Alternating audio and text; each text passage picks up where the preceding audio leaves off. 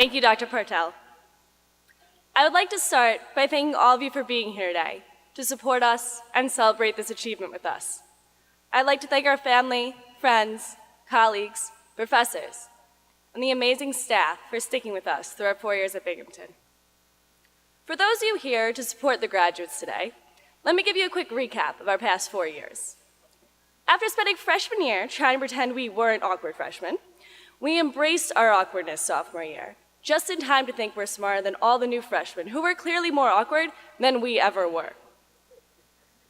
Junior year, we learned just how little sleep our bodies need to function as we pushed through each assignment, never thinking we could do it all. And this past year spent counting down to May 18th, trying to not let our senioritis get the best of us. But now that we've reached our commencement, I can't help but wish it wasn't over yet. They say college is the best 4 years of your life, and there's a reason no one argues with that. As Watson students, we are taught to see the world from a logical perspective.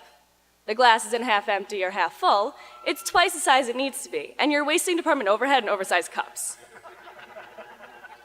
Logically, we've achieved one of our life goals. We can now go on to do something we find challenging, interesting, and rewarding. Logically, this should be a moment where we only look forward. Logically, this should be just another door we are closing, moving on to something bigger and better. But as Binghamton University students, we have learned that life is not always logical. Logically, all the labs with computers and electronic equipment in them should be air-conditioned, not underground. A 4-credit class should take about 4 hours a week, not 4 days of it. A 7-person camp should fit 7 people, not 15. And even though we have been well prepared for what lies ahead of us, most of us have spent this past week freaking out about the so-called real world. Life does not always follow the logical route, and we must take the turns in our paths as they come. But I'm not worried. Okay, that's not entirely true. I'm freaking out a bit. We're supposed to be ready to move on, but in actuality, the closer we got to today, the more I realized I wanted to hold on. I'm going to miss this place.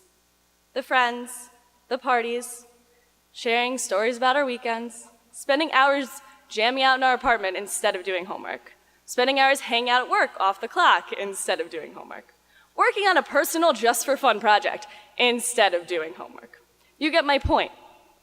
Life does not always follow the logical route, but I'm glad to say it, because as much as we are looking forward, it's not going to be easy to leave here and close this door. Through my 4 years at Binghamton, I have met incredibly smart students, both older than me and younger than me. Teachers whose brilliance has left me astounded, and staff who will do everything possible to help you succeed. I often get asked if the atmosphere is competitive here, because you know at Ivy's there's a lot of competition for those few A's a professor is willing to give out.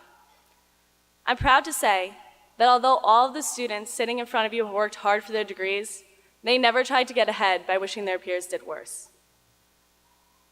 If one person didn't understand, everyone was eager to explain it to them. These are the students who worked hard to get here, to stay here, and graduate from here. When we struggled together. And when we succeeded together. No, we're not an Ivy League school. You've heard it before, we're a public Ivy. We are a community, and we are a family who works together, lives together, and studies together. The atmosphere at Binghamton is one of the many reasons the students love it here. When we go out into the real world, we'll meet people trying to compete with us for positions, for clients, and for deals. I'm not saying we won't be ready. I think everyone here is prepared to put up one hell of a fight. But we will also be the students who know the benefits of working together and how to combine our technical skills with our personal skills to reach our goals. When we come back for our 5, 10, or 15-year reunion, I suspect that not all of us will still be pursuing engineering or computer science. But I know that whatever road you choose to travel, Binghamton has given us the tools to be successful. A mentor of mine once said, we should never say goodbye, we should say see you later.